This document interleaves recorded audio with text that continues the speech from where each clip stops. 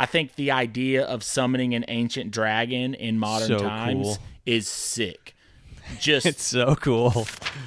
here's the thing that I really did not like, and probably the thing that I would say took me out of the story the most, and that is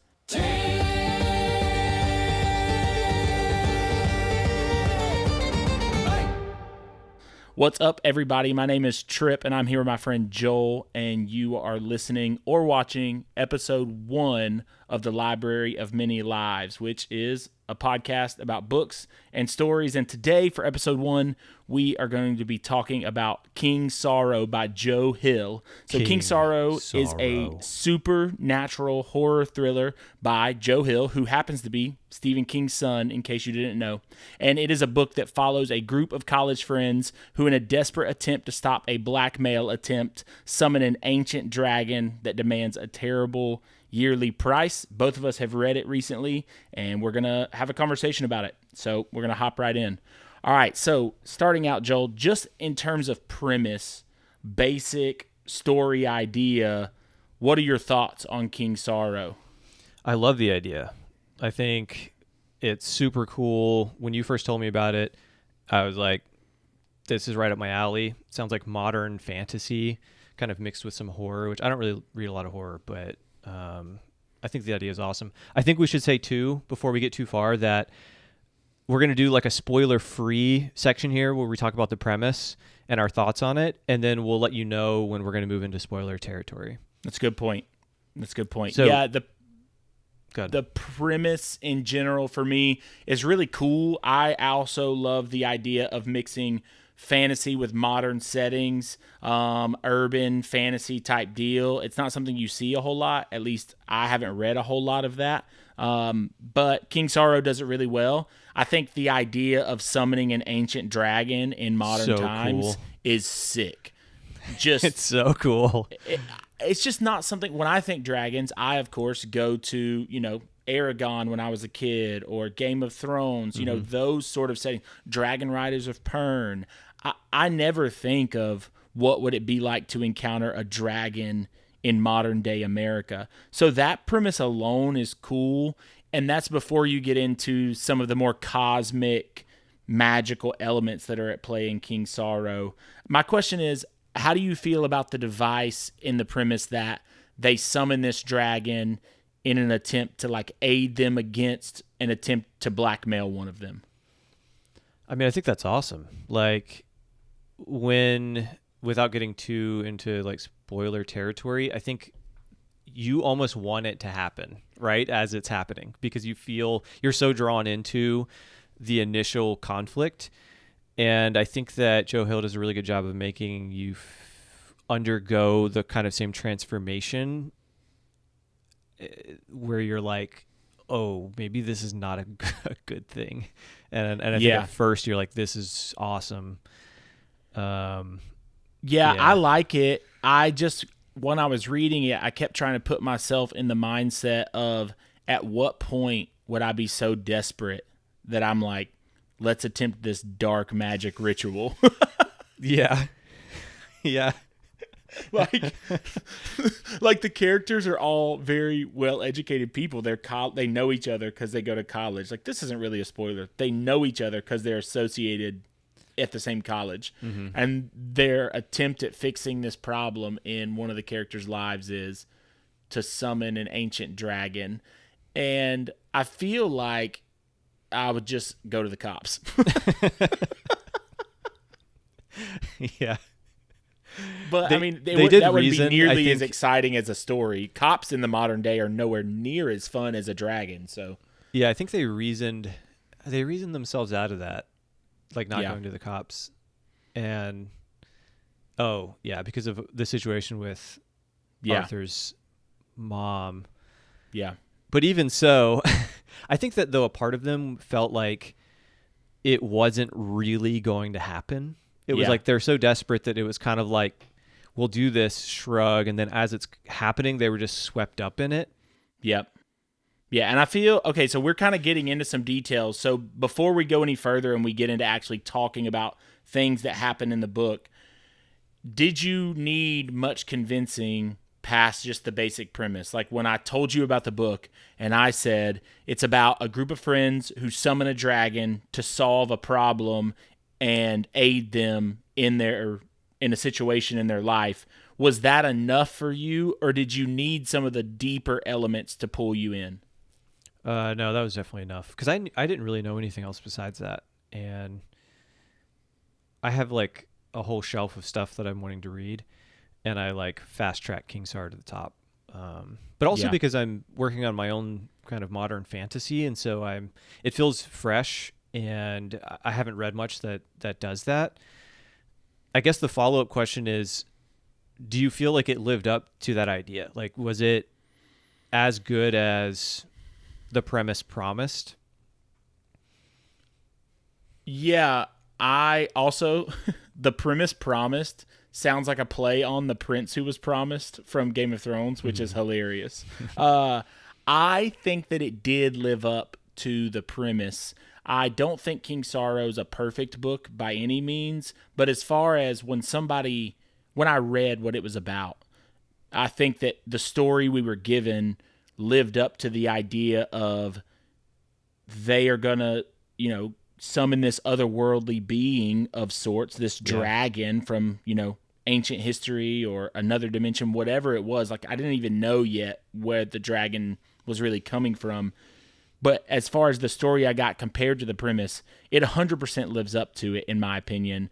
And I think that one of the things it does well is I went in expecting just a horror story, basically, or a thriller. And King Sorrow is a mixture of so many genres, fantasy, there's like romance Mm-hmm. involved, there Definitely horror. are some like weird crime espionage elements that you get into, Mm-hmm. and then horror. So Arthurian legend stuff starts coming out. So like not even just fantasy in the sense of fantastical things, but fantasy in the sense that it is playing off of well-known ideas within, the history of fantasy literature. So to me, it more than lived up to the premise simply because I got so many different ideas compacted into one. Now, how that compares to my overall feelings about the book, is different. But as far as the premise I was given and the story I got, it lived up to the premise. It definitely did not. I didn't feel like it gave me a premise and then I Right. got less than what I was offered in Yeah. terms of a story. Yeah, I think I feel the same way. Like it definitely does what it says it's doing. Like they're summoning this beast and it doesn't go well. Yep. But it man, I just had real issues with the pacing in this book. Yeah. It Yeah. was difficult at times, and there were things that I wanted. So I would say it lived up to the premise in the sense that it does the very face value thing of summoning this dragon. But I think it promises a lot of things, or at least suggests that it's going to go into certain territory. And I think it set me up to want certain things that it doesn't really do. And Mm. there was a lot of, like, if this book was 200 or 300 pages shorter, I think it would be like a page turner. Okay. Like, I So think you let's. would get really sucked in and not be able to put it down in the same way Yeah. that Red Rising, is like every chapter is giving you new information or new actions. What were you going to Yeah. say? Well, I was just going to say, I think this is a good spot for us to kind of make our recommendation. So the way we're going to do it in the show is we're going to try not to rate books and give them some value judgment of it's a, 5 out of 5, 10 out of 10, whatever our rating is, 1 out of 10. Instead, we're going to talk about who we would recommend the book to by saying this book is for these kind of people. This book is not for these kind of people. And then also talk about whether this book is, or books like this are for us. So, in your mind, who is this book for? If someone is going to be the kind of person that enjoys King Sorrow, gets the most out of it, what does that person look like? What are their interests like? Where do they fall in terms of, readers and that sort of I thing? think this book is for people who like Stephen King's tone. Like, Joe Hill is definitely his own writer, but I think he is tapping into the same kind of darker, fantastical thriller tone as his dad. So I would say this is for people who like Stephen King. It's for people who like books that have twists and turns and do things with characters that you wouldn't expect. Yeah. Who would you say it's not for? It's not for people who like really well-paced books. It's not for people who want a Red Rising page turner. You have to go into this with the expectation of it being long and playing out over a big period of time. Yeah. See, I disagree on the pacing in terms of, I guess I don't disagree on the pacing. I definitely think there are parts that are slow. However, I really was into the character-driven stuff. I was really into the deep dives into relationships and moments of these friends. And I felt like the pacing was good because when we talk more about the book as a whole and what happens, I think the pacing matched the story Joe Hill was trying to tell very well. Once I got to the end and realized, oh, here's what it seems like he was doing, the pacing felt right.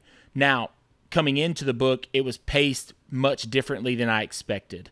I will say that. The pacing was different than I expected. I would say this book is for people who are character readers. If you like the idea of reading about a group of friends and their dynamics and learning what have these people been to each other and how have they interacted and connected over the course of many years, this is really going to hit for you, especially if you like some of the other genres it touches in terms of fantasy, horror, that sort of thing. The characters are so distinct. Yeah. And I think this is also a book that's for people who like I feel like this term is going to be seen negatively, but I really don't mean it negatively. This is not a value judgment of the story that's being told in King Sorrow. But if you like B-rate horror movies, meaning like horror movies that have big, punchy, dramatic moments that are creature heavy or dialogue heavy, and I'll explain more here in a bit when we talk, I think you'll like this. King Sorrow as a villain doesn't read as an ancient dragon, in my opinion. The personality you get from him feels very modern, and it feels almost like schlocky or campy. And so in that way, it felt like a campy horror movie to me, in the same way that a horror movie like Cabin in the Woods feels, or something like that had that kind of tone to it in my mind. And so I hadn't thought of it that way, and I think that's accurate. Yeah, yeah. So very I think Cabin in the it's Woods. for people like that, and it's also not for people who need a book to be earnest all the way through. That's another thing about this book that I felt like was really interesting, was that it allowed there to be some silliness and some play with ideas that maybe on their face seem kind of goofy amidst serious conversations about the choices we make and the repercussions of those choices. Yeah, King Sorrow and himself those things. even gets silly. Yeah, Like for sure. And that was kind of my point about the B-rate horror movie thing. So that's who I'd say it was for and who it's not for. Would you say this book is for you, or books like this are for you? Oh, it is. The ideas in it are so good. I really Is it just the length that's not for you, or the length? But I like long plus books. the pacing. Yeah, I like long books. So I like the pacing in like Game of Thrones, which is absolutely a slow burn.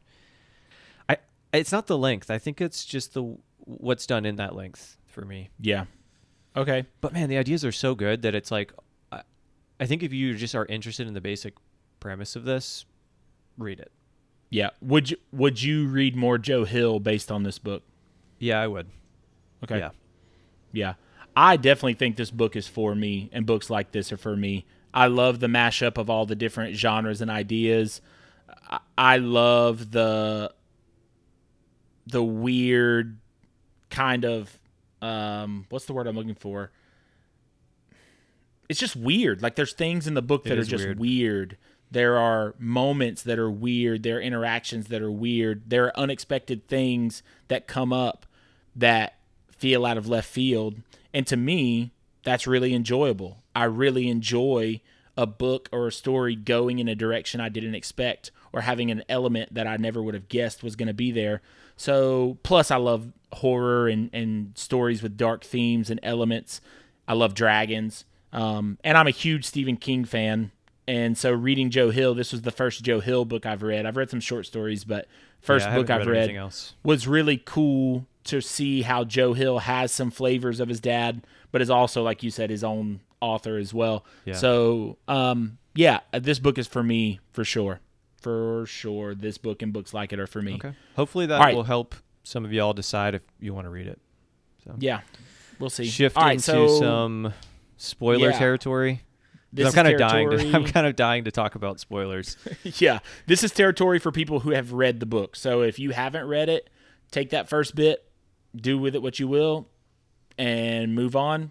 If you've read it, we're going to get into more actual things and spoilers from the book. Okay. Plot.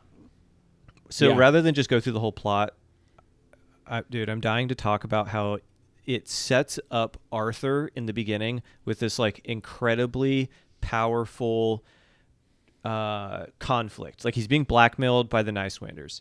Yep. And that is so compelling. Like that happens in like chapter 4 or something, chapter 5, that they're showing him pictures of his mom in prison, right? With like a spoon knife held up to her throat. Yep. And I think my heart was actually like beating fast reading those like early chapters. But then it shifts away from Arthur for the rest of the book, which is like was really frustrating for me. I think if I had known it was going to do that, it would have been a lot better for me. But man, I wanted more Arthur. Like it set me up in this super compelling way, but then like didn't really deliver on like giving me Arthur the Dragon Slayer. I just disagree. Arthur honestly was at times so saccharine and made to be such like the good guy.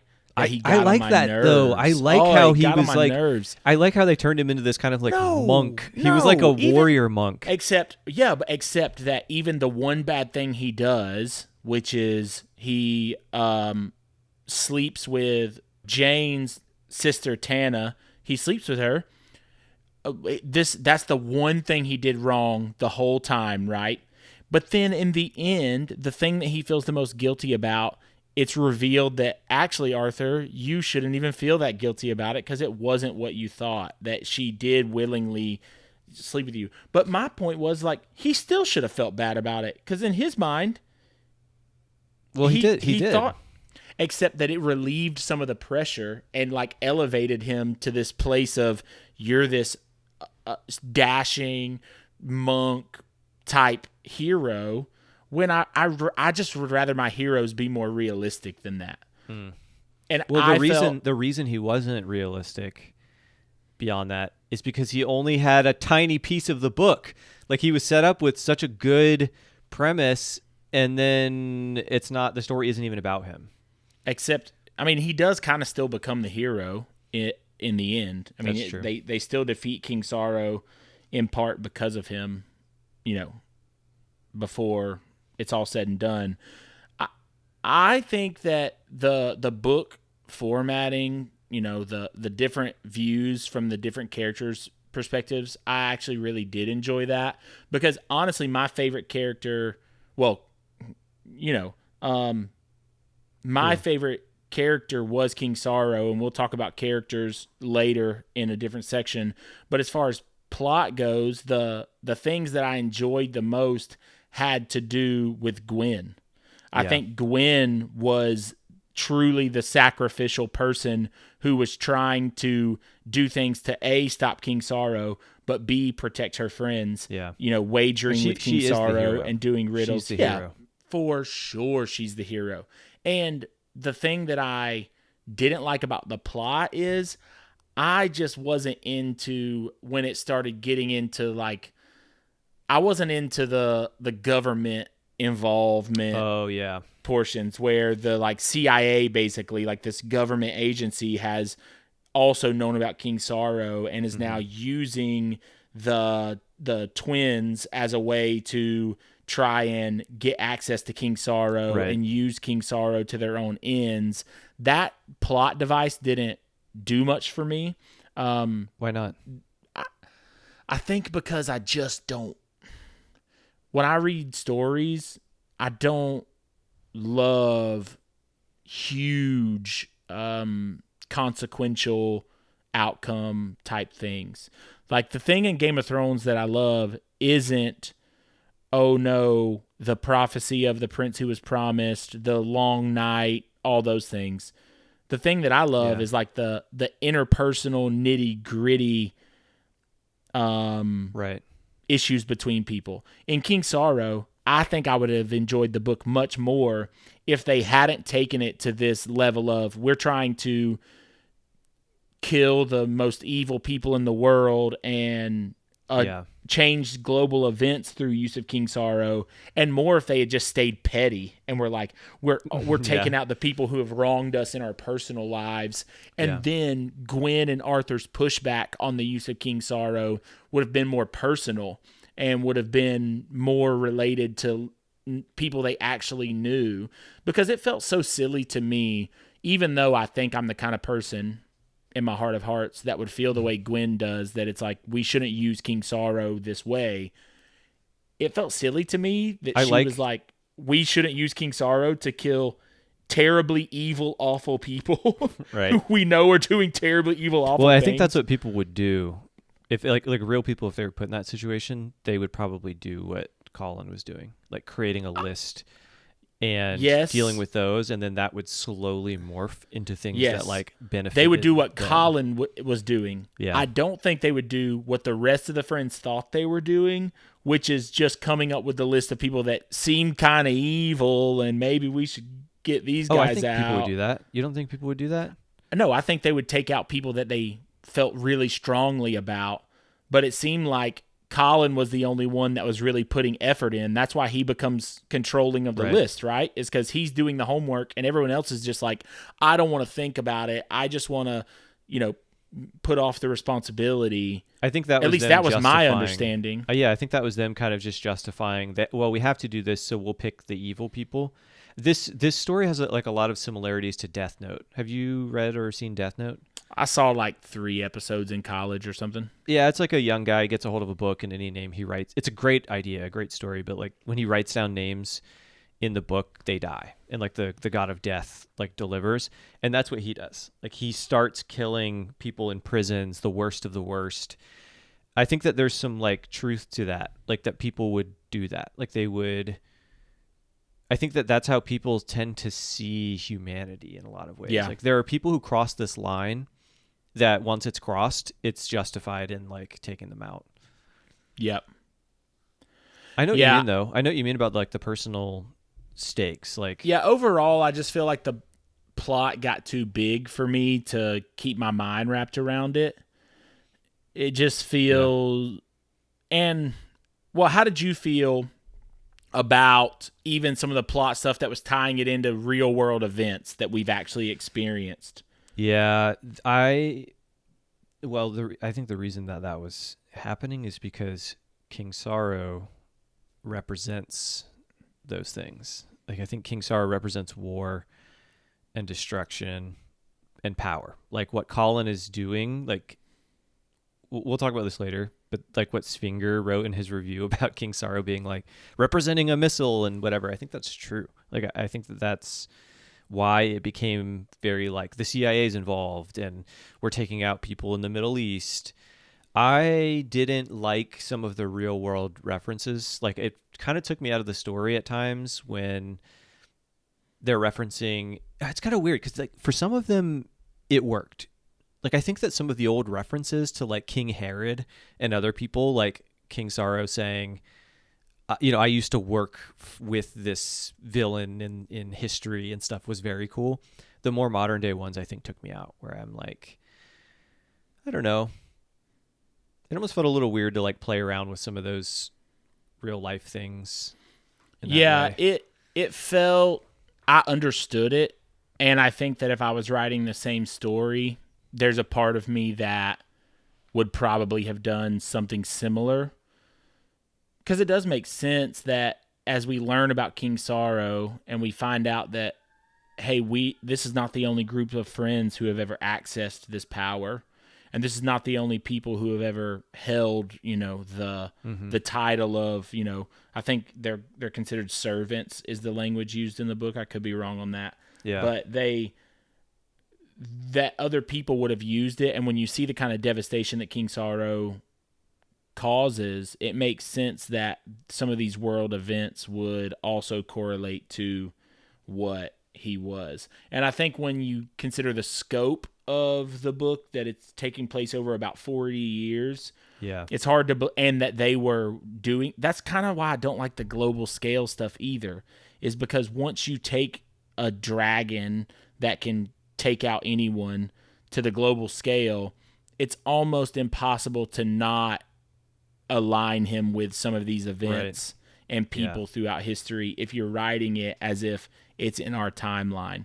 Yeah. So because you start asking questions like, well, if this dragon existed, then why haven't I don't hate it completely and totally, but I understand it. But similar to you, I did feel like it took me out of it a little bit, and maybe that's more so because of I just like the more interpersonal, tighter, knit stories in terms of who it's affecting and who's interacting with it versus the big bad evil that's, global or cosmic. Did you expect it to like play out the way it did? Like, did the twists get you? Give me one of the twists that you're thinking of. I think Colin gutting Arthur with the I sword, was not sword. expecting that. Yeah, I was not expecting that. Oh my goodness. That got me. That got me for sure. And when that happened, I was like, oh, they're screwed. Like, they're done. Like, there's nothing they can do. If Arthur's gone, what really chance do they have? I was not expecting it at all. Yeah, me either. I really wasn't. And that was probably there's a lot of, it's aptly named, like King Sorrow. It's aptly named. And I think that, to your point of King Sorrow representing war and greed and stuff, I think there's something to that. To me, it's more representative of just that core thing in humans that motivates us to try to solve problems through selfish means, whether that's violent or otherwise. Like at the end of the book, King Sorrow eats his own tail and consumes himself. And this is a trope that we've seen in other stories, other cultures about dragons. But it's that he's so insistent that the way forward is to eat, that he eats himself. Yeah. And that was kind of Colin's thing. And that was kind of like at the heart of a lot of their thinking, was that, even some of the characters, their addiction and their like insistence on, leaning into that and doing it. So it really did catch me off guard, but I guess it shouldn't have, because I knew that there was going to be some break in the fellowship, to use. It was such a good way, though, of setting Colin up as the villain. Yeah. Like, I think I was stunned at first, and I actually told Jenna, I was like, I don't know if I'm going to be able to finish this book. Like, this just went in a direction I was not expecting. That might have been the saddest part of the whole book to me, is like when he kills Arthur, you're like, whoa, this has gotten dark. Do you think that was as sad and overwhelming as the time that I betrayed you in the Game of Thrones board game and landed in Casterly Rock to take it from you and win the game? That wasn't as sad as it was embarrassing that I trusted someone. I like that. This is going to come up. I allowed this to happen for the rest of our lives. Yeah, that game in 2013 or whenever it was is gonna haunt us forever. That's gonna be like the dragon that follows us around and demands things of our lives for the rest of our lives. As you see Colin, though, like, okay, he kills Arthur, and then as you see that, the thing is, he's already had this character arc where he's become a villain, but you just aren't aware of it. until that point. And then it's you kind uncovered. of get glimpses of it. You Yeah, you kind get of are glimpses. starting to see he's trying to control things and he's the one picking the names and, that sort of thing. I just didn't think that he was going to go to the point of stabbing I didn't realize he Arthur. was anywhere near that level. I didn't realize that. Here's the point I missed. I did not realize that Colin was hoping to keep King Sorrow around. Yeah.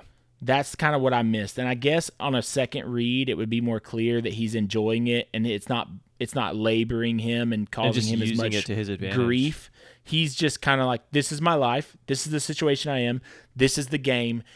This is how things are. The only way forward is to use it to your advantage. And that's kind of his character angle, right? Is you just use what you have to better your position, period. Do you think that Joe Hill was it? I mean, it seems like it was intentional that Colin is kind of this like tech West Yes. Coast, Yes. like, overlord type. Yeah, I think so.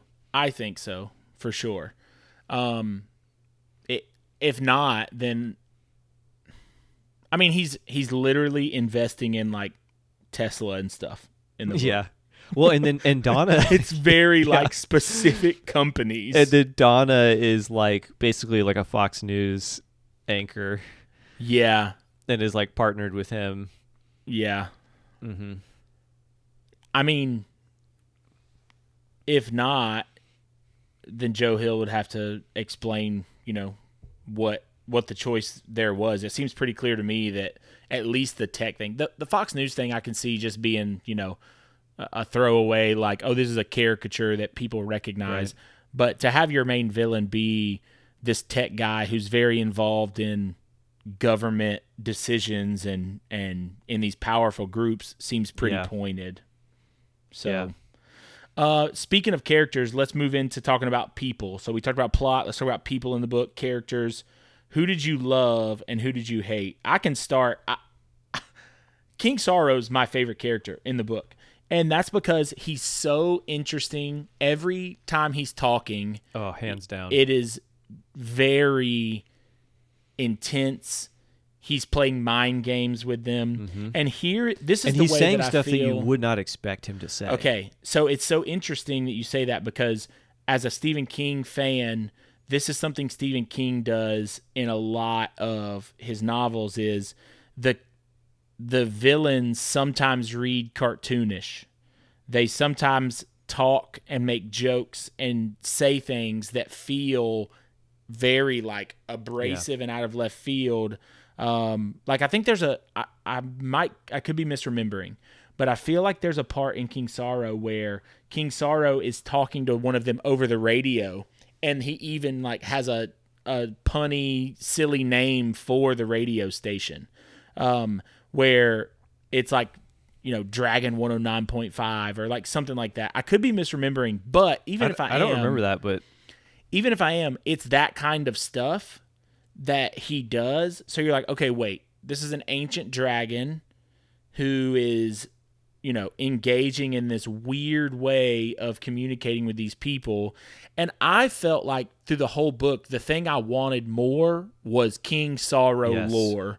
I wanted to know where he was from. How did he end up in this weird, I only exist through this Faustian bargain sort of existence? I'm powerful enough to tear down jets from the sky and to cause 9/11, but I also am bound to this weird contract where I can only kill once a year. And I just wanted to know more about King Sorrow. The other characters were cool, but by far, King Sorrow was the character I was most interested in. And every time there were just humans on the screen, every time there were just humans on the page, I kept being like, where is King Sorrow? I want to hear more from this dragon, which might seem weird because he is the big, bad, evil guy. But it was the most interesting stuff happening was when he was interacting with the characters. Every scene that he's in, if this was a movie, you'd say he like steals the scene. Yeah. And I think that it was intentional to have him show up almost in moments you're not expecting him and to not hang around too long. Like, I think the characters there's this looming threat, right, that he's always listening or watching, and then when you're least expecting it, he's talking to you, and I liked that quality. I agree with you. I wanted more. Like I wanted to know more about him. I wanted more like fantasy. Tell us about dragons through the ages. Like I wanted to know more of what Arthur had learned. Like Arthur at one point says that he spoke to a giant, and that the giant was like basically a mountain, and he like had scaled this mountainside. Like I wanted a chapter on that. Like have me go with Arthur and Gwen and like hear about some of this ancient lore and like learn about King Sorrow and dragons and like start to uncover more of the like dragon slayer info. Yeah. It felt like that stuff happened, off screen, like it happened out, off the page, and then just gets delivered to Gwen. That I think was one of the places that I felt like the premise didn't deliver, or at least it set things up. So in your mind, you would have enjoyed the story better if you had been following Arthur that whole time as he's looking for that lore and as he's journeying to find. Yeah, just give me more of that info. I really felt like it was cool that Arthur was finding out all this lore about fantasy creatures in general, and you find out that things like trolls exist, and they're literal internet trolls. That might be my favorite part of the whole book. What? When they go, I love when they go under the bridge and meet Svinger. The representation of modern day trolls as internet trolls is great. Why are you scratching your head? Because I like that other fantastical creatures were real. The idea that internet trolls are literal trolls that have internet access, and that under Russia bridges has been like breeding stuff. them to like use online. That just got too silly and cheesy for me in that particular way. Oh, dude, I was into it. I loved it. I think it. At first, I was like, "Whoa, this is silly," but then the more I thought about it, I was like, "Actually, this feels like what a troll would become." Like, if you think about, that's why we call them trolls. They bother you at a bridge and they're like answer questions 3, like that sort of thing, I guess. Yeah. So I think that the other characters that I really, really liked, I liked Gwen a lot. I thought Gwen was great. She was clearly the actual hero, self-sacrificial. Yeah. I think she was too confident in herself, challenging King Sorrow to riddles and being like, I'm going to put my whole relationship with Arthur on the line here. Yeah. That was another heartbreaking moment when she loses the riddle and can no longer engage with Arthur in a romantic way at all. Yeah. How did you feel about Donna and Van? They were the two that I was least invested in. Same. I think. Donna and Van, and I'm going blank. Allie. Donna, Van, and Allie were the 3 I was least invested in. I think that Donna and Van, these twins that are opposite, he's like this, kind of stoner-esque character who is very progressive and left-leaning. Mm-hmm. She's this, very strong-willed news pundit, conservative voice. They just didn't do much for me. I understand how people would like them because they do have some strong moments in the book. I think Van's strongest moments come when they're captured in the CIA-esque facility and being interrogated, and he's sacrificing himself. I think Donna's strongest moments, unfortunately, come when she's backing Colin up and she's kind of playing sidekick to Colin and is, that was the most like her character moments in my mind. But they were the ones I was least What about into. her? What about Donna, like recognizing what she had become at the end and then kind of backing the group to help slay Sorrow? I just don't know that it was believable to me. I feel like she knew what she was the whole time. Like I didn't really get the sense from her that she didn't know and didn't feel those things already. Like, did you get a sense that she had a change of heart in a real way, like a real turn? I think you're right. I think she knew the whole time, but she was forced to kind of like face and recognize it. Like she couldn't, I think she knew, but she kind of hid from it. And she was forced into situations where she kind of had to make decisions. So Yeah. I don't necessarily think she had like, you're right. It didn't feel like she underwent this big change of heart, but I think in the end she like made the right choices. Yeah.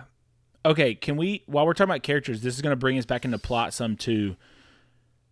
But the one character that I truly just didn't have much, I just didn't like a lot.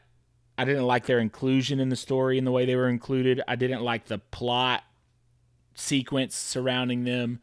I just felt like this could have been left out completely and it would have been Who? fine. What was the Nicewander's mom's name? Daphne. Or Daphne. Okay, Daphne Nicewander. I just didn't need her in the story in the way that she was down the line. Yes. I agree. Like every I think that's one of the things I would cut. This is a huge book. It's like 900 pages. It would jump over to her like brooding and like saying their names. Yeah, she's doing you the know? Arya Stark thing. She's just Yeah. saying their names in her cell. It didn't really add much for me. Like Also, why am I supposed to believe this woman loves her child? Like she's being motivated by this deep love for her child. She's an Yeah. awful, terrible person. I don't think she would be motivated by that in that way. Yeah. Maybe she is because her child was also awful and terrible and she just plays like such her. a big role. Like we get all this setup and then she shows up in the end and like shoots all of them. Yeah. And like I did not, that was another twist that I wasn't expecting. Like even though they've been setting it up the whole time by jumping to her, when it went down is not when I was expecting it to go down. Like Colin, I think they're on like a college campus at the time, and Colin is like confronting the group and stuff, and it's like tensions are rising, and then she shows up out of nowhere and starts shooting. I could have done without it. Yeah. Yeah. That was probably the plot point that I was the most like, this just feels like a lot. There's already so much going on. So if you shrunk it down to just like a more localized story, I think her inclusion makes sense. Once we've gotten to the global scale, that's when I lose the part of me that's like, well, it makes sense that we would loop her back in. I just didn't. That just felt like an add-on to me that you could have went that direction, or you could have went the global scale direction, and you didn't need to go both. It certainly didn't make me be like, oh, this book isn't good because of this, but I just felt like it was extra that I didn't need. Yeah, I wonder what people's thoughts are on her, if that's like a common feeling, like that it felt unnecessary or random, or like just like it didn't align, I think maybe with the end of the story. Yeah. She's the one who's like responsible for Colin dying. Like they all take bullets, and then Donna doesn't heal Colin, and so I guess he actually like summons that other spirit who kills him. Yeah. So in a way he like destroyed himself as well. How did you feel about the way it wrapped up in that regard, though, where we have this portion where they're like in the hospital and they're suffering from injuries, and that whole ending lead out? That felt like another pacing thing for me. That you felt like you just didn't need it. Yeah, I think that felt like Colin fizzling out. Like he destroyed himself, but yeah. And it didn't feel like a good ending for him, because for me as a reader, the number one thing I wanted was for King Sorrow to eat Colin's face off.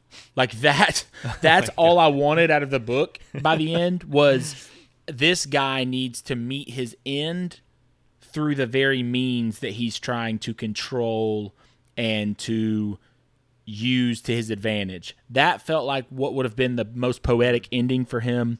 The correct way for him to exit the story would be for him to meet his match in some way and find that this dragon that he thinks he's in total control of, this force, this power, this influence, turns back on him. And now, because of that, he's going to die. And he's no longer going to be able to do the evil stuff that he's trying to do and control it. That felt like the thing that would have been the most satisfying and the most justifiable from my perspective. I think you're right. It would have felt a lot more satisfying if it was King Sorrow that did it. And it could have been in this really climatic ending where, he thinks he's in control and King Sorrow destroys him. And it's also leading up to Gwen slaying King Sorrow as like a part of that climax. I think that here's one of the reasons it doesn't line up for me. Colin as a character, I really despised the way you're supposed to despise a villain. Mm-hmm. He's someone who betrays his friends. He's someone who puts his own interests and ideas above everyone else's. He's someone who tries to control everyone around him so that he can have more money, more fame, more power, more influence, all the things, right? And he gets to exit in some ways on his own terms a little bit and doesn't fully get the treatment that I feel like he should have at the hands of King Sorrow for using him in this way. Meanwhile, King Sorrow, who was my favorite character, also evil and terrible and bad, eats himself by getting onto his own tail and consuming himself in the end, right? I felt like that was very representative of this idea that it's a vicious circle, right? Violence and greed and all those things you talked about go and go and go throughout human history, and they consume themselves in some ways because your greed will be the thing that kills you. Your fear, your hate will be the thing that kills you. So it felt like, it made sense to me for Colin to get that ending, and it would have made more sense for King Sorrow to just be straight up killed by Gwen. That felt more likely and more connected to the way that I thought the story should go, the way I would have written it. But maybe that's part of what makes it good, is that it does subvert some of my ideas of how it should go or what it should be like. But that would have felt more satisfying for me, I think. How did you feel about Arthur still playing a part in the felling of King Sorrow? I loved him being summoned as a blade. Yeah, that was pretty sick. Idea is like so cool. It's very, very cool. Yeah, and the way that Gwen like pulls him out of the projection, like he's like handing her the hilt of the sword was very cool. He said something he left like a note for her in the Dragon Slayer book that said something like, I possess the sword that can slay dragons, but I can't use it, and then when I'm not here to use it, like nobody else will be, or something like that. That idea I think is kind of an interesting like irony. Yeah. And I also really liked, this is like a random detail, but I really liked how they had set up like backup plans. Like if we summon Arthur as a blade and it doesn't work, then we're going to like also summon Van as a blade. Yeah. Was pretty cool. They don't actually do it, but I like that the characters were like planning ahead in something, and it showed, I think it was just realistic and kind of showed that there were like different options, and it kind of kept you guessing, I think, on how the ending would play out, because you're like, oh, yeah, okay, is this going to work? It's also cool to think about a character coming back as something other than themselves, other than a character. Yeah. You know what I mean? It actually made me think of that Kit Fox. Do you remember that Kit Fox game, Boyfriend Sword or Weapon? Boyfriend Dungeon. Where you have to, it's like a romance game where you have to woo your weapon to work for you and be your partner to fight through the dungeon.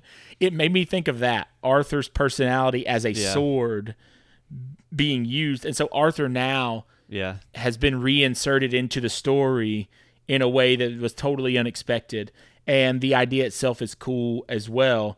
And that's just a really interesting idea to play with, is what how do you bring a character back in a way that doesn't feel like a resurrection? Like he's not back, he's not alive, but he still plays a part in the end sequence in a real present way because they've literally forged a blade from his eternal soul. Like that is so sick. Yeah, it's sick. You know what I like about that game is that they don't try to make the swords look like people or like they have personality or anything. In that game they literally just look like swords. Like Really? I thought yeah. they like when you interacted with a sword, there was like this like person that would pop up. No, like it would be like a sword on the screen, like any video game, like medieval looking fantasy game. And then when it becomes the person, it's just like a hot hunk. Like, yeah, that's what I'm saying. That's what I thought. But I thought it they had like a transformed. It's like one or the representation. other. It's not like there's any kind of blend. Like when you look at the sword, you wouldn't be like, that sword is sentient. And then it just like poops into like the hottest guy you've ever seen.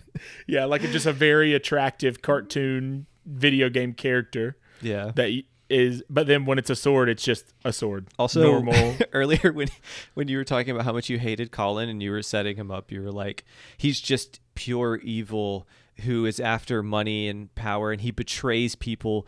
And I thought you were setting me up to be like, now that I think another of Game of Thrones board game reference. I do there. know someone who betrayed someone for money, power, and influence. I was in like, the you Kingdom were of laying it on Westeros. thick.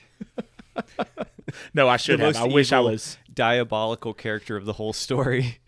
I wish I was that clever and quick to have thought to set you up that way. Okay, so as we're rounding out our conversation around King Sorrow, how did you feel about just Joe Hill's writing style? His dialogue, the parts that were meant to be scarier, more intense, moody, atmospheric. Just overall, how did you feel about the way he writes? He, I think, sets the tone in his scenes really, really well. His writing, I wouldn't say it's like incredibly flowery or over the top or even necessarily like poetic, but I think he's really good at creating tension in those moments that he wants tension, especially when King Sorrow shows up. Yeah. Those felt dreamlike almost and psychedelic at times and very scary. Also, I before I forget, I listened to the audiobook for parts of it, and I really liked the narrator's voice for King Sorrow. Like he puts on I did this one on audiobook as well, and the King Sorrow voice is great. Yeah, that deep like when I want to eat you. Yes, was very good. It's I don't know if so good. Deep. And not really, but it's okay. It was an attempt. I think so I think that his writing served the like tone that he wanted. I think that his character dialogue is really good. Like I think that the characters felt super unique. Like Van felt very, very different than Allie, and I think it's because he wrote such strong dialogue for them that was like unique and filled with personality. Yeah. I think it's an easy read. So I wouldn't say. Wait. It's an easy read. The way that the words read. The way that the words read. His style is easy to read. Yes. Yeah. Okay. Like Red Rising, right? The style of Red Rising is like incredibly easy to read. Yeah. It's not. Yeah. It's just not super like. I don't know. Prose heavy. Is that a? Yeah. Well, I don't know. It's interesting because. Number one, the King Sorrow bits, the things King Sorrow says, the times when he's describing King Sorrow basically torturing the characters mentally by the way he's interacting with them, like coming through the lights or the TV and things of that nature. I was getting chill bumps. Like it was eerie and scary. Yeah. And I could imagine being in my house and that happening and it really getting me. There was also this scene that really stood out between Arthur and Gwen where they are sledding together. I really thought that was a beautiful scene. The way it was written, the interaction, the dialogue, and I think the dialogue in general was really good. I felt like the interactions between the characters were really well done. It felt like when they were college students, they were talking like college students. They valued what college students value. And it felt their relationships felt real. And I think that's a real skill that an author has to have, to write characters in a way where they feel genuine to one another. And you don't actually, it's not just about the individual voice of a character. It's about the collective voice of characters together. Does this character and this character, their interactions feel unique and different and special to them and their relationship as opposed to another one? So overall, I was really impressed with his style in general, but especially any of the times he was describing King Sorrow and anytime he was writing, interactive dialogue between the characters. Mm-hmm. Yeah. All right, so here's what I want to do. We've got this section that we're calling personal thoughts, and I think this is like you give one thing you absolutely loved and one thing that you were like, this was garbage, terrible, get this out of here. What are yours? One thing you loved about the book and the story in general, and one thing you're like, I couldn't do it.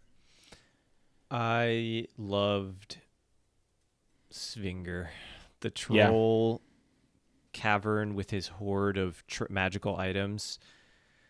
Fantastic. I think that might even have felt more like modern fantasy than King Sorrow himself. He's that character. Svinger is just so unique and weird and silly.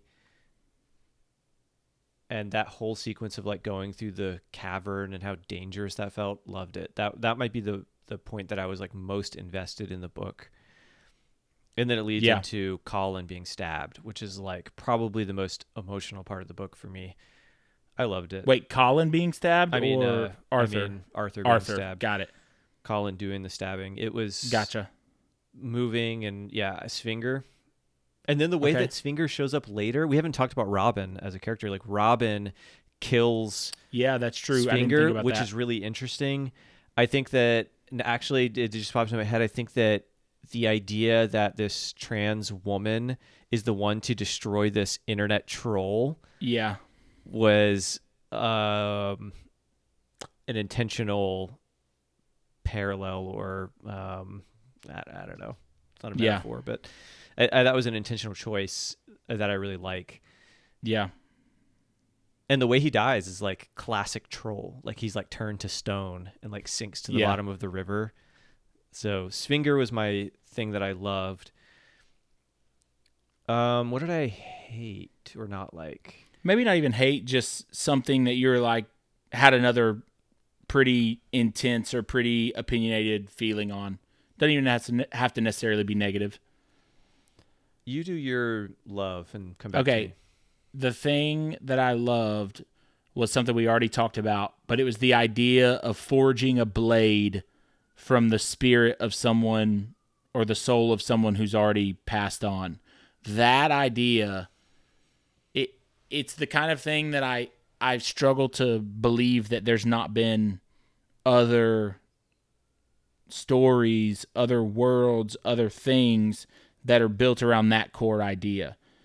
Because it just seems so cool. So cool. It seems so sick. Like, how has there not been like a Magic the Gathering world or card where there's a sword that is literally forged from the spirit of this fallen warrior? How has there not been a fantasy world where the entire Magic system, the entire world revolves around fighting with weapons forged from the souls of great warriors? An anime, something. That idea was just so sick, and just stood out to me, and I've been thinking about it ever since I finished reading the book. I've literally thought about that one idea so many times.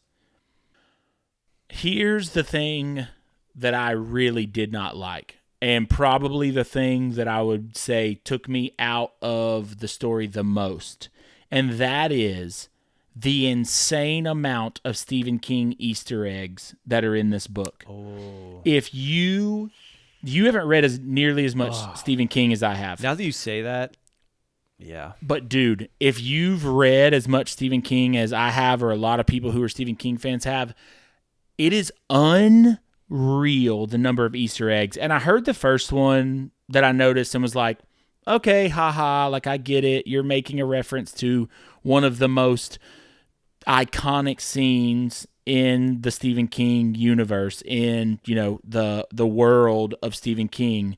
But then it just felt like over and over, not even like parallel references that like, oh, it might be referencing this. Literal character names from the Dead Zone. Blue chambray shirts, which if you're a Stephen King reader, you've heard that term so many times. There's the literal specific line from the Gunslinger when they're That's first the chasing. one that took me out.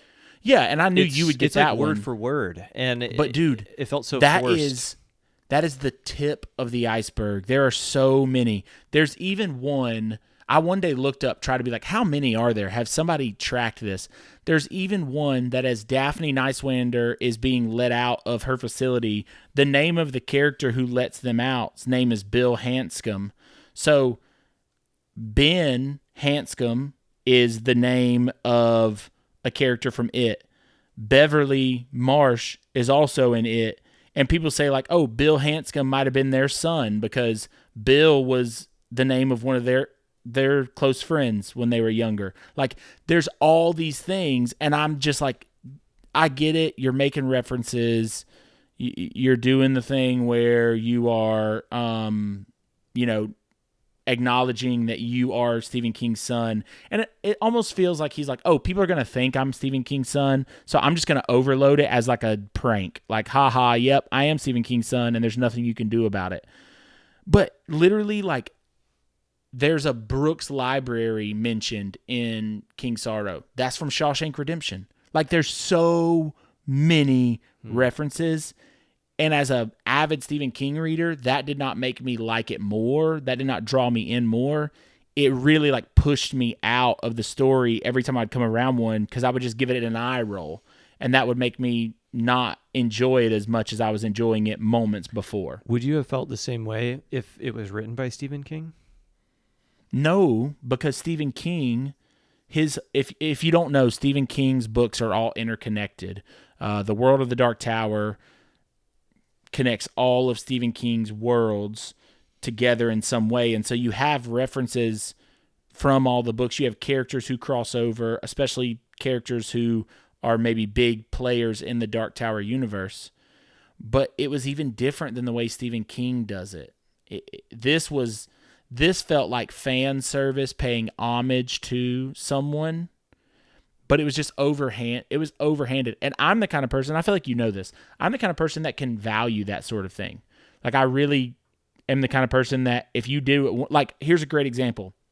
In Red Rising, one of the teachers, one of the leaders of the houses, he says to Darrow, who do you think you are, Alexander, a Wiggin? So he references Ender Wiggin in that. That to me was awesome. It was this one reference I heard to one of my favorite characters in all of literature. And I was like, that's cool. That shows that Pierce Brown has read the same things I've read.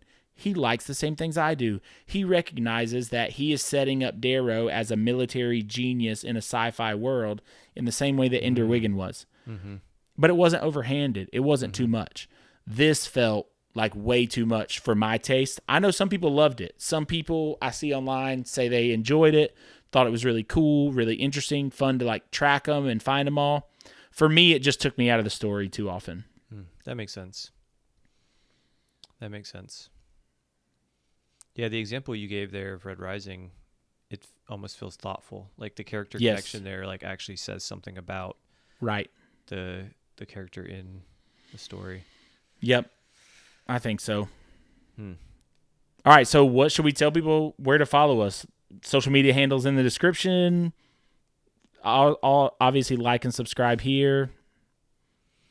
Just search the Library of Many Lives on any app, and you'll probably find us. Yeah, thanks for coming. Thanks for listening.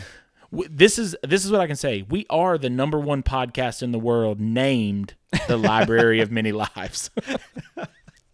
We actually set a record today for the most listens and most views of a podcast named The Library of Many Lives, hosted by a man living in Florida alongside a man living in Georgia, who are both in their mid-30s. We take that record for sure. All right, man. I will talk to you later. See ya.